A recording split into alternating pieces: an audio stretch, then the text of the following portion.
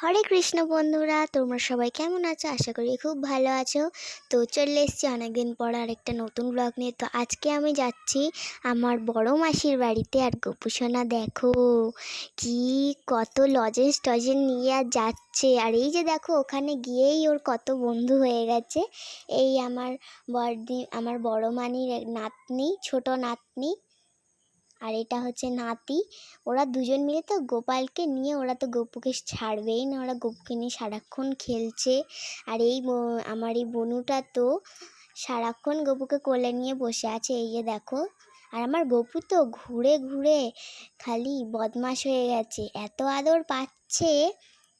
তো যাই হোক, একটু বাইরের ভিউটা তোমাদেরকে দেখিয়ে দিই। দেখো কি সুন্দর রাশি রাশি কলা গাছ এই জায়গাটা। এইটা মাঠের মতো। আর এখানে দেখো ধান শোকাচ্ছে। তো তোমরা তো জানো যে আমার মামার বাড়ি কাছে আমার মাসির বাড়ি। তো আমার মামার বাড়িটা যেহেতু গ্রামে, এখানটায় অনেক গ্রাম। আর আমার গপু সোনা তো গ্রামে এসে এত খুশি, মাঠে যাচ্ছে, এখানে খেলছে ওখানে খেলছে। আর এই আমাদের বর্দিমানির ঘরটা দেখিয়ে দিই তোমাদেরকে। এটা হচ্ছে গোয়াল ঘর। আর এই বেড়ার বাড়িটাতে আগে থাকতো, কিন্তু এখন কেউ থাকে না, এমনি আছে। তো বাড়িঘরগুলো দেখো কি সুন্দর গাইস, আর কি সুন্দর ঝাঁ চকচকে। আর এখানে অনেক গাছ আছে, এখানে বেদানা গাছ আছে, আম গাছ আছে, যে কলমের আম গাছগুলো হয় না, ওগুলোও আছে। গ্রামের বাড়ি বলে তোমরা ভেবো না যে নোংরা, দেখো কি সুন্দর পরিষ্কার।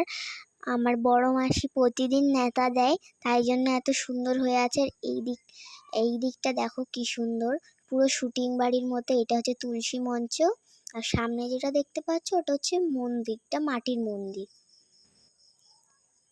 এখানে কলমের গাছ তো গাইস অনেক ছোট ছোট, কিন্তু আম অনেক বড় বড় হয়ে আছে।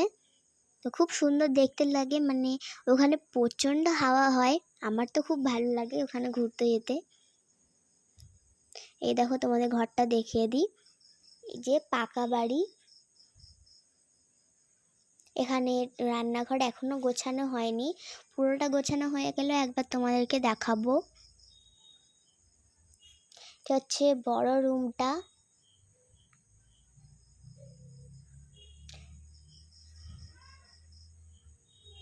এইটা হচ্ছে ছোট রুমটা। এখানে দেখো দুটো আলমারি রাখা আছে। ওইখানে আমার বড় মাসির জন্য একটা ছোট্ট করে একটা গীতা রাখার জায়গা আছে, ওখানে বসে বসে কীর্তন করে। আর এখানে একটা সোফা রাখা আছে, টিভিও রাখা আছে। আর রাস্তাটা দেখো কি সুন্দর। আর এই গাছ রাখার জায়গাটা দেখেছো কি সুন্দর গোল করে বানানো। তো কেমন লাগছে তোমাদেরকে সেটাই বল। আর ওই যে দেখো বেদানা ঝুলছে একটা, অনেক বড় বেদানা গাছ, অনেকগুলো বেদানা আছে, খালি ওইটাই বড় হয়েছে। এবার আমরা চলে যাব আমার বর্দিমানির মেয়ের বাড়ি, আমার দিদির বাড়ি।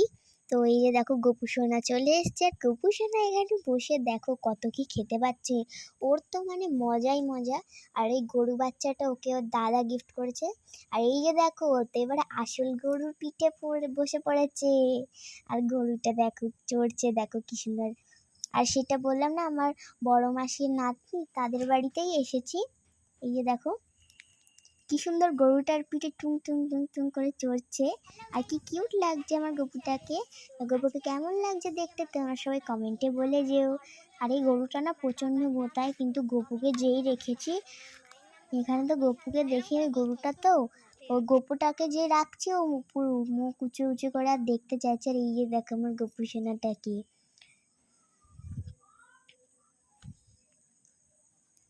এটা দিদি ভাইয়ের বাড়ির পরের দিন সকালবেলা আমি টিফিন খেয়ে বসে আছি, এবারে স্নান টান করবো। আর এখানে তো যত ইচ্ছা তত জল ঢালো আর স্নান করো, কত জল দেখো। স্নান করার মজাই আলাদা এখানে বসে বসে। এখানে একটা খাল আছে, জলগুলো ওই খালের ভিতরে একটা পাইপ রাখা আছে, ওর ভিতর দিয়ে চলে যায়। আর এই আমার দিদির এক ছোট্ট পাকা বাড়ি, দেখো এটা রান্নাঘর। আর এই যে আমার দিদি গপুকে খেতে দিয়ে দিচ্ছে এখন, যেহেতু আমি সবে স্নান করতে এসেছি তাই জন্য। এই দেখো গোপু সোনা স্নান করছে।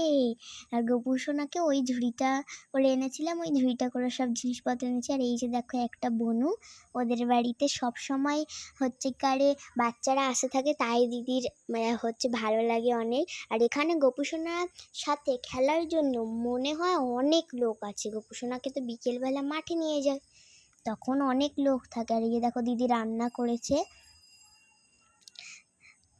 এই রবিবারের, এইরকম রান্না করেছে। দেখো চচ্চড়ি করেছে, কাঁকড়া করেছে, আর ছোট ছোট মাছ করেছে, আলু ভাজা করেছে, বেসন দিয়ে ভেজেছে। আর আমি তো এখনো স্নান থেকে উঠিনি, কারণ অনেক গরম, তাই জন্য। আর এই চিকেন করেছিল আর মাছের ঝাল করেছিল। আর এই যে দেখো সেই বনুটাকে দেখলাম, ওই বনুটা তো খুব